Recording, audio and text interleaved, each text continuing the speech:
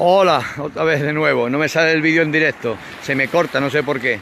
Pues nada, no os quiero entretener mucho. Estoy desde Calella de Palafrugell y solamente lo que quiero es recalcar el tema de las ofertas de trabajo, que son muy interesantes y que tengo ahora mismo en cartera de varias empresas.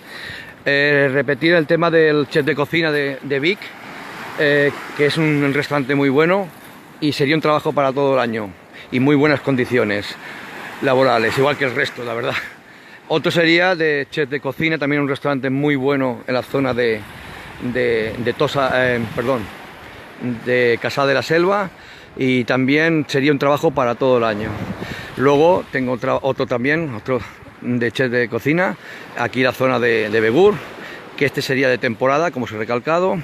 A partir de aquí busco una camarera de profesional, pero un restaurante japonés en la zona de Palamós, con muy buenas condiciones y muy buen horario. Luego en Tossa de Mar también busco un cocinero, que sería como segundo de cocina, para un restaurante en principio para temporada, pero con posibilidades un poco más allá. También para empezar ya, muy buenas condiciones y bueno, y que viva cerca de allí de la zona por el lugar que es. En mismo Tossa de Mar tengo también 3 ofertas en otro restaurante, en el cual una sería de ayudante de cocina, otro sería de ayudante de camarero y también un camarero o camarera profesional que pues también les puede interesar. Sería un trabajo de temporada de entrada, pero posibilidades de que fuera algo más. Más cosas. En la zona de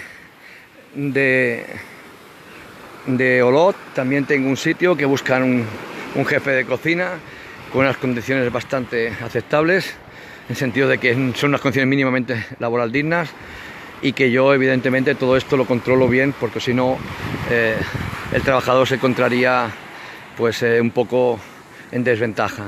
Si no hay una oferta que las condiciones sean dignas, yo no las acepto. Más ofertas que tengo sería en la zona de